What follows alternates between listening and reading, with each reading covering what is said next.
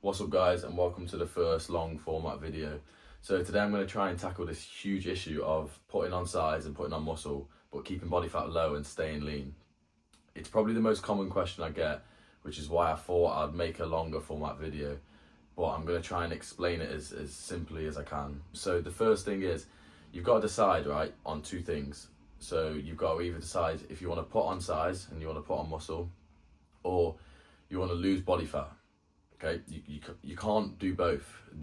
The only people who can do both, okay, is if you're a complete newbie to the gym, you've just stepped foot in the gym because you're new to the stimulus and you can put on muscle easily and lose body fat because your body's not used to it, or if you're blasting steroids, okay, but I'm assuming that's not you, so let's just carry on. As this video is about bulking to put on size, the key here is to try and do this while keeping low body fat. Obviously you are going to gain a little bit of fat while doing this, that's inevitable, but we want to try and keep this to a minimum because there's a lot of bad side effects that come with carrying a higher percentage of body fat. The main one would be your insulin sensitivity.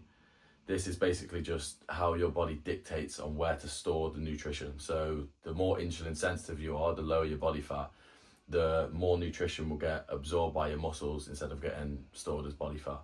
So to keep body fat low, that's the best way of doing this. You can also eat whole foods and exercise and things like that to keep your insulin sensitivity high, but I'm assuming you're already doing this.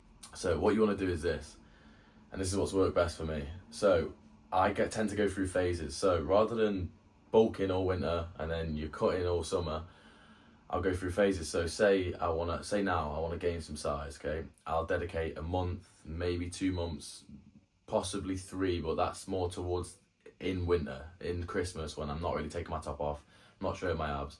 I'll dedicate a bit longer, but usually around a month, maybe 2 months, I'll say, right, I want to put on some size. So I'll up my calories and I'll start bulking, okay?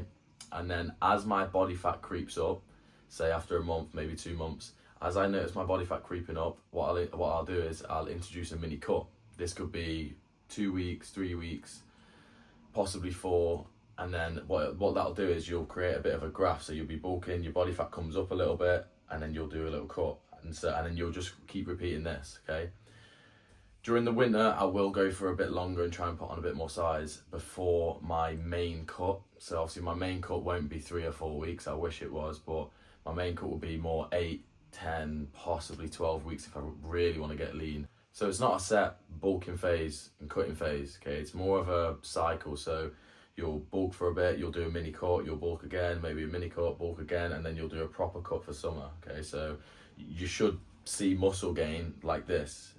Rather than bulking up loads, gain loads of body fat, then you got to lose all the body fat, and you're doing a huge cut and you're kind of doing this. It's more like this, so you gain in size well over time. So another way of reducing your body fat is to not overconsume, okay? So I see so many people, I've done it before in the past. You go, right, I'm bulking now, I've got to eat as many calories as I can, I've got to force feed myself. And that's just not how it works, okay? I'll try and make an example of this. So say you're cooking a meal, right? Say you're cooking a meal and someone's given you all the ingredients, okay? You can only work with so many ingredients, okay? If they keep giving you more and more ingredients, they're just going to get left around the kitchen, okay? Now think of them ingredients being left around the kitchen as body fat. So if your maintenance is 3,000 calories and someone's giving you 5,000 calories or 4,000 calories, even 1,000 over, you only need a 200 to 300 calorie excess to be able to use it and gain weight and gain muscle. All those extra 1,000 calories are just going to sit around and they're going to get stored as body fat. So what you want to do is, when you're putting yourself in a calorie surplus, you want to do it slightly. So this could be 200 or 300 calories. Now this depends completely on individual, but a good way to track it would be by getting some scales and weighing yourself. So you want to aim to be gaining a quarter of a kilo, so 0.25 to 0.5 kilograms a week.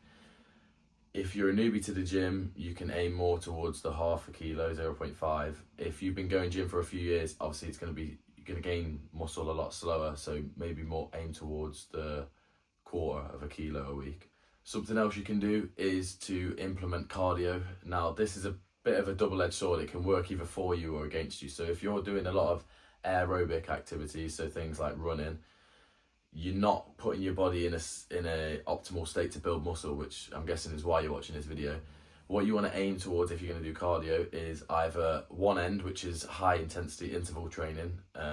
So like things like, and I don't mean just 30 seconds sprinting, 30 seconds off. That I mean like 20 seconds on, all out. I'm gonna die, and then 30 seconds and then repeat. Okay.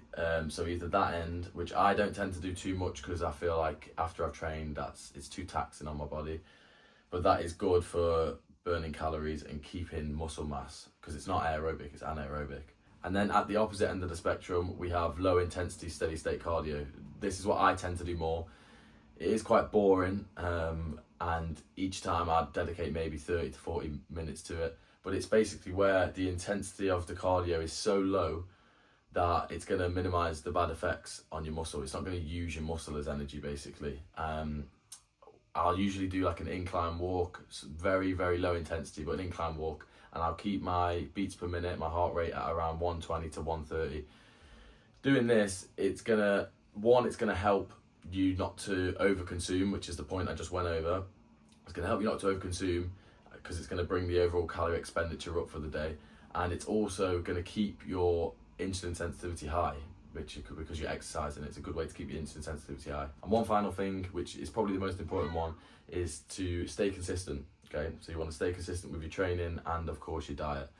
The best way to do this is to, one, follow a good structured workout plan, and then also to find a diet plan that actually works for you. So for me, this is more high carb, low fat. For you, it could be something completely different, but that's for you to figure out. Approaches I wouldn't recommend though are things like intermittent fasting. So if you're trying to get in 3,000 calories a day, if you're fasting till 1 p.m, 2 p.m, then you've got to cram all those calories in later on in the day. It's not going to be ideal. And another thing would be extremely low carb diets, whether that's a carnivore diet or ketogenic diet. Unless you're bringing in carbs around your workout, it really is going to take a hit on your workout. You're going to lose strength and it's not going to put you in an optimal state to build muscle. The only time I will possibly go low carb would be on my rest days when my muscles and my body doesn't need the energy. So I hope this has cleared things up a bit for you. I could go into a lot more detail and I've rant on for hours and hours, but I thought I'd just keep it short and simple and just get to the point. So just choose one. It's simple, just choose one. Do you want to lose body fat or do you want to gain muscle? Okay, don't just juggle the two or else you'll never see any progress. So just choose one and stick to it. Give it a month, give it 2 months, and then see where you're at. Okay, look yourself again in the mirror and see where you're at. So if you've gained a bit of body fat, you see you've noticed a bit of body fat gain, introduce a mini cut and then like this, just what I've been talking about. But I think that's everything all covered. Thank you guys for watching. Please leave a like and comment and see you in the next video.